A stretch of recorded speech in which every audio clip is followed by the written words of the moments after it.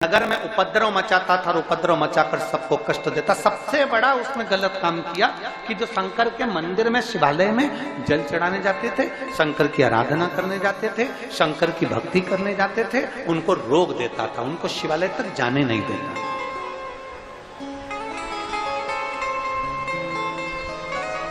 वहां तक पहुंच ही नहीं पाता। धीरे धीरे दुर्जन नाम के राजा के प्राण छूट गए।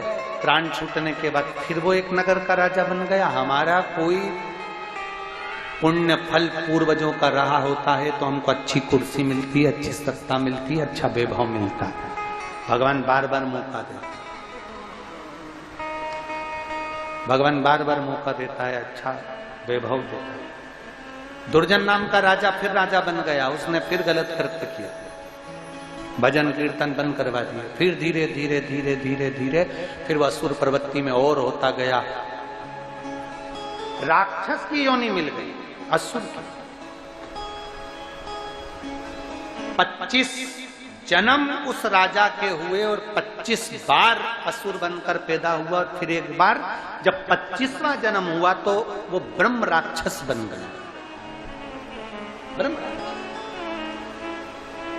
अब वो ऐसा राक्षस बन गया कि कोई अगर भजन कीर्तन करता दिखता था तो उसको उठाता और निचोड़कर उसका रक्त पी जाता और उसको खा जाता, उसके मांस को खींच खींच कर खाता और हड्डियों को पटकता। ब्रह्म राक्षस देखा। अब ये ब्रह्म राक्षस बनकर भटक रहा था। भटकते भटकते वन में पहुंचा। वन में पहुंचा तो वहां वामदेव ऋषि, एक ऋषि हुए हैं जिनका नाम है वामदेव। वामदेव ऋषि बैठकर भगवान की भक्ति कर रहे थे, शंकर की आराधना में डूबे हुए थे। वामदेव ऋषि का एक नियम था, शंकर के मंदिर की भस्म को अपने तन पर धारण करते थे और सत्संग में बैठ जाते। हमने पहले भी कथा में कहा, जो स्त्री पुरुष बच्चा बूढ़ा युवान शंकर जी के मंदिर में जाकर लोटा भर के जल चढ़ाकर उस जल में से थोड़ा सा जल लेकर आचमन कर ले और अपने ऊपर अपने शरीर पर अगर लगा ले तो हम पहले भी कथा में कहे हैं कि दुख उसके करीब में नहीं आ सकता, दुख उससे दूर भाग जाता, कष्ट उससे दूर रहेगा, ये निश्चित है।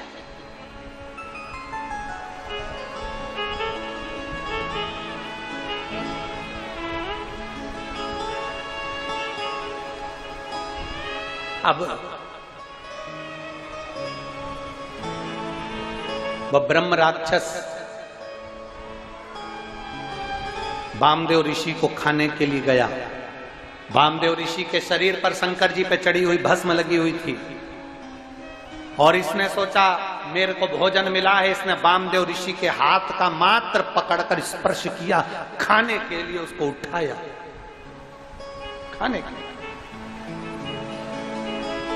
और जैसे ही उठाया उतनी देर में हाथ की भस्म उस ब्रह्म राक्षस के शरीर पर थोड़ा सा स्पर्श कर गई। स्पर्श करते से वो ब्रह्म राक्षस राक्षस की योनि से छूट गया, असुर योनि, असुर योनि से छूट।